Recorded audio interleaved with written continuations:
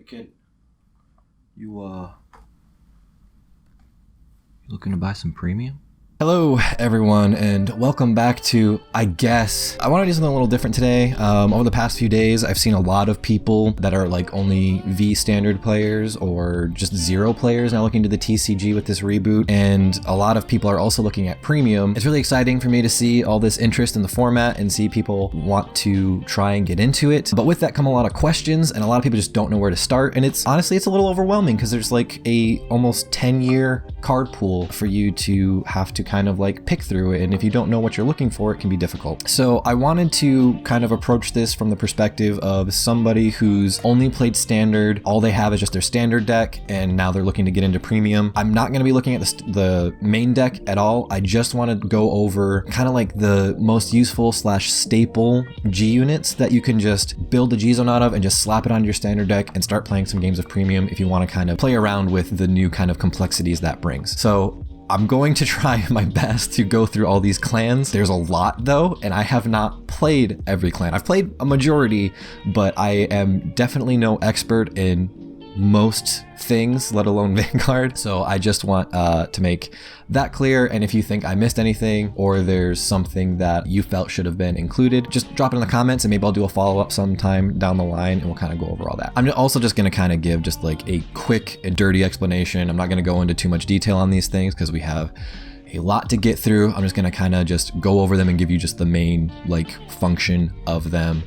Getting in depth into that is probably a topic for a later video, but for now, here we go. I also just want to make a quick disclaimer that I'm only going to be going over half of the clans in this video. There are a lot, and these are just the ones that I'm most familiar with. I just needed to take a little bit more time to research the other clans before I do that video. And starting off, as I think we should, with Royal Paladin, we have Saint of Twinsword. This is just a very good generic unit you can go into. It toolboxes your deck for 2 grade 3s. It multi-attacks. It gives those units power. It's really handy. Another thing that is really useful is Crystal Luster Dragon. This just came out in the last 2020 premium collection, and this is probably going to be useful for a long time, mainly because its abilities are whatever your grade 3 Vanguard you strode over is, and then he also gives a guard restrict of you have to call 3 cards from hand at GB3 for every time something attacks on your board, which is just going to kind of steal you out games. So this is kind of your finisher. Now we've got some specific archetype support. Probably if you're playing Royal Paladin, you're either playing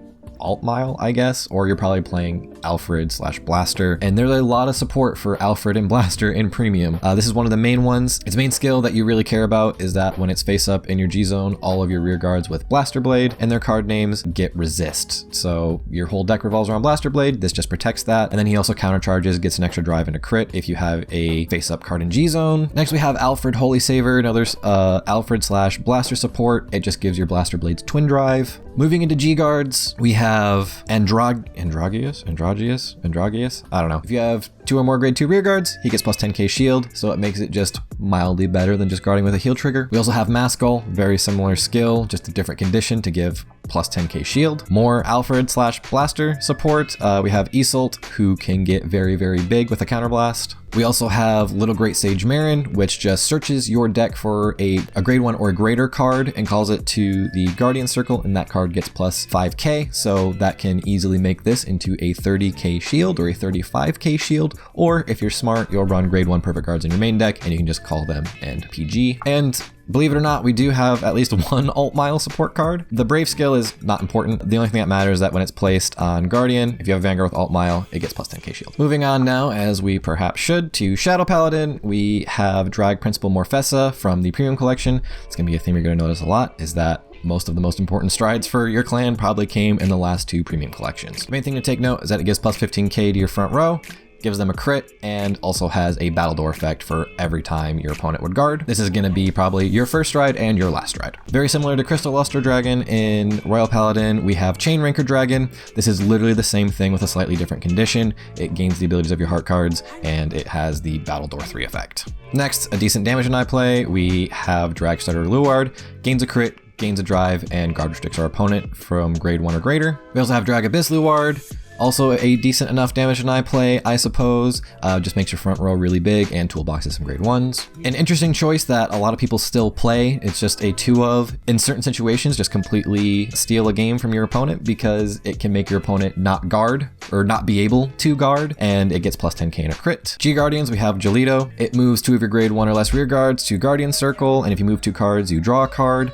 Really handy and got better with the reboot because shield values went up on those cards. Plotmaker Dragon, just always useful. 10k shield buff, makes it better than guarding with the heal trigger in your hand. Darkveil Dragon, same thing, can just get really big for all the grade 1s you have in drop zone. And as a little bonus, I wanted to include Raging Rat Dragon. We don't know if this will be useful or not, but we do know that Raging Form is coming back, so if you are interested in Raging Form, might be worth checking these out and picking these up. On to Gold Paladin. The main one you're definitely going to want is Spear X Dragon. Main skill is that it lets you superior stride while your opponent is still on grade 1 or 2, so that's always fun.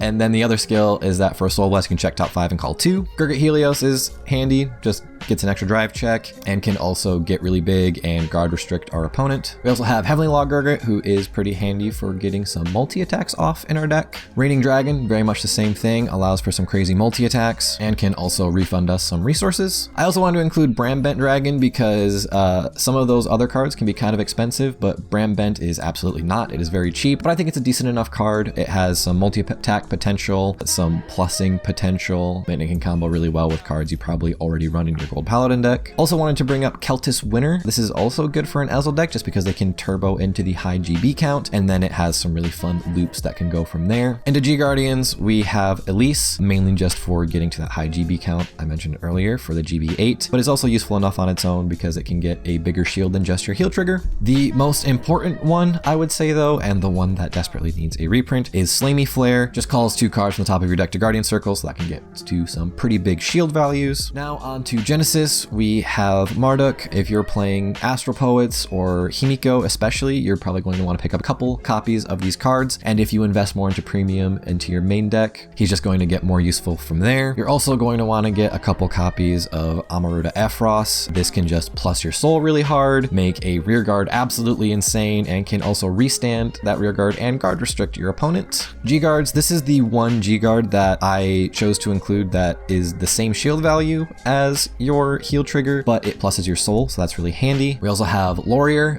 who also pluses your soul and also gets really big shield values. And lastly, Air, same kind of effect, pluses your soul, gets really big shield values, just different conditions. We're gonna start into the Dragon Empire now with Tachikaze. If there's only one card you get for your Tachikaze premium deck, make it Gluttony Nebiros. This card is absolutely insane. It devours your board, and then especially now that we have cards that will call more cards from being devoured. It also enables multi-attacks, and he restands himself and doesn't lose any drive checks, so you're just gonna plus really hard and really aggro your opponent. Also, when he's face up in G-Zone, he gives you gauge. You'll also probably want to pick up a couple copies of Gyangchu Raptor, especially if you plan on playing Anger Blader, because he's basically just Anger Blader, just beefed up a little bit. Literally the same exact skill. G-Guards, the main one you're going to want is Bullish Primer, just because he gets plus 5k shield for every one of your open circles, and with a couple of Excel circles, he gets insanely big. And you'll also want Blockade Ganga. He gets plus 10k shield and also can protect your rear guards from getting retired. Now, looking at Murakumo, Murakumo really doesn't have a lot in premium, but they do have this card,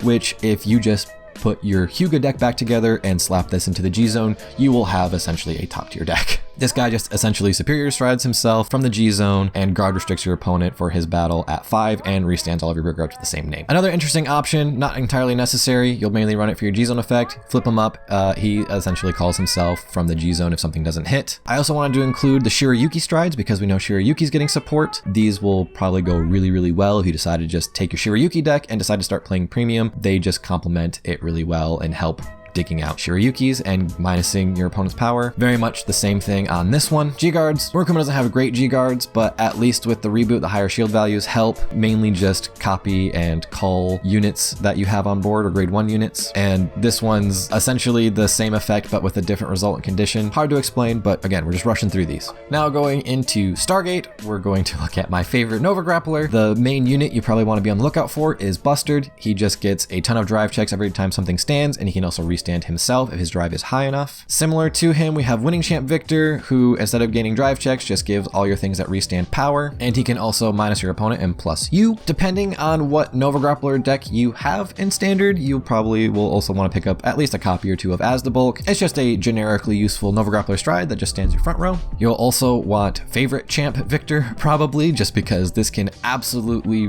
just decimate your opponent by restanding your board multiple times. Similar to him is Drigger. If you get to a high enough GB count, you can just restand your board multiple times. If you just built Blaus in Standard, you have some very fun options here that both Blazar Blau Kluger and Sunny Blau Kluger do essentially the same thing of just superior riding a Blau during the battle phase, which leads to more superior rides during the battle phase. G-Guards that are important, we have Gundreed. He does not get more shield like a lot of the other ones we've gone over, but he does countercharge us like crazy whenever our opponent attacks us and doesn't hit. Dogen Titan does give us extra shield, and he also can give us some countercharge. Now looking into Dimension Police, similar thing. The last Premium Collection stride's really good. If you pick up only 2 things for your Dimension Police Premium G Zone deck, whatever, just make it Geomaglis and Excalibur. Literally with these 2 cards, you should be set. You're essentially just gonna put your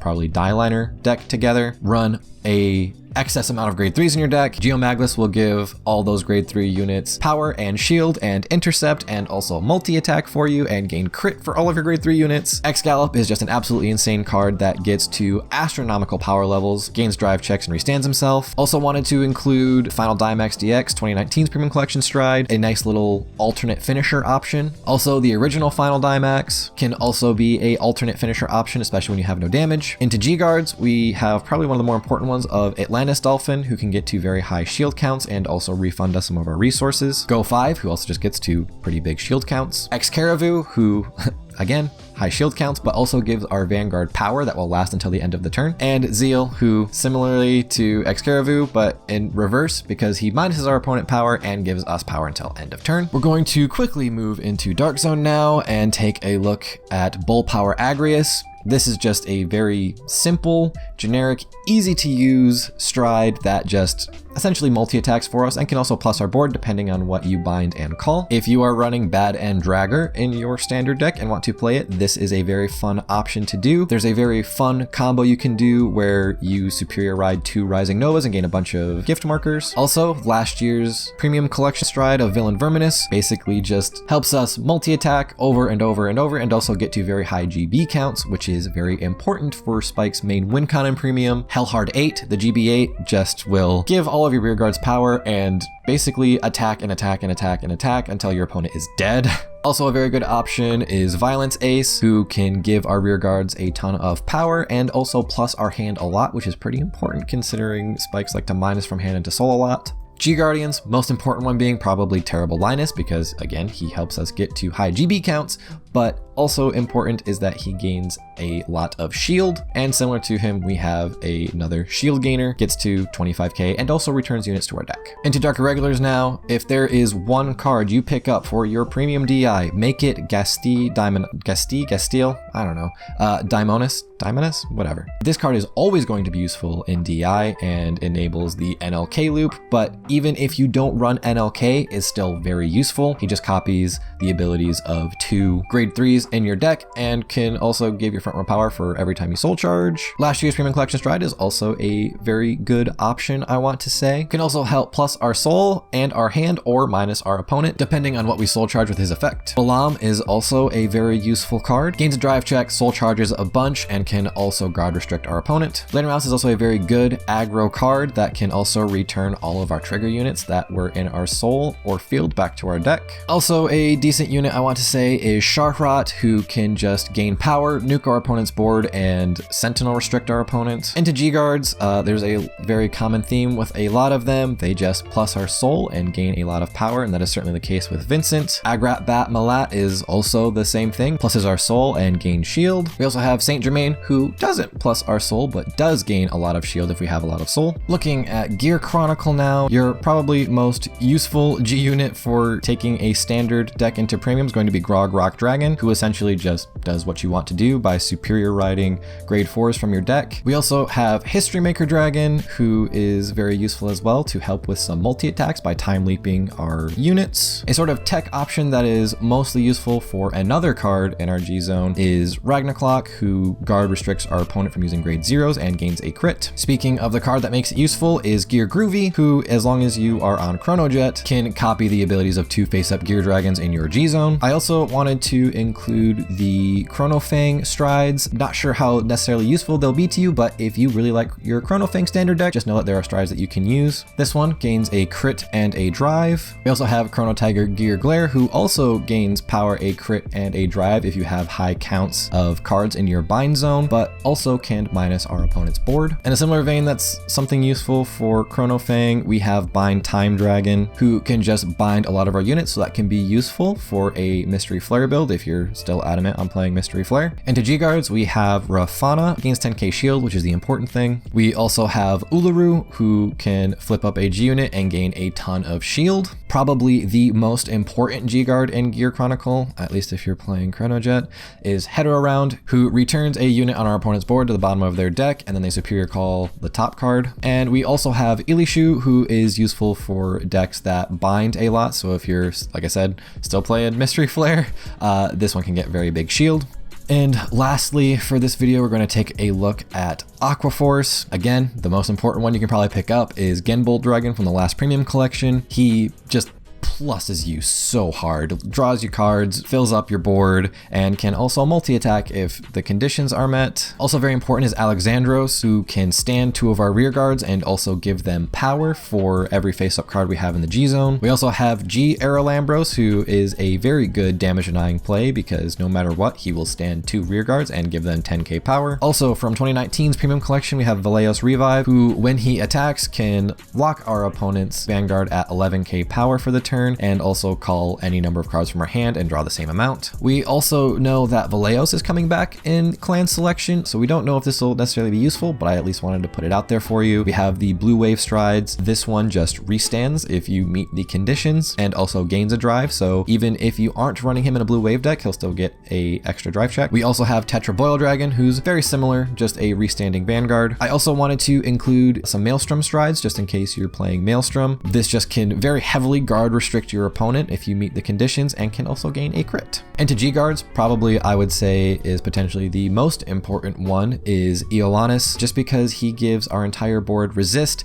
and makes it so that they can't be hit for the entire turn. And he also gains a ton of shield for each unit you choose. We also have Ice Barrier Dragon, just a situational but useful 10k shield gainer. And then we also have Galphelia, who is less useful as a G-Guard and is more useful as being face up in our G zone because we can Soul Blast 1, turn her face down, and countercharge, or flip a unit face up if we're locked. Okay, so that was just my very quick get you into the format for at least half of the clans. I'm going to do the other clans later, but there are a lot of clans and I don't know how long this video is going to end up being. But thank you so much for watching. If you are a current premium player and want to get your friends into premium, maybe share this video with them, kind of make it less intimidating to get into the format. And if you are new and looking to get into premium format, I hope this was interesting and not too rushed. I can probably go more in depth on things later, but I mainly just wanted to kind of get this out there so that people who just want to know what they may need can just look at these and have it condensed down for them in an easy to digest format. But I think that's about it for me. Make sure to like, subscribe, share, all that good stuff, and till next time.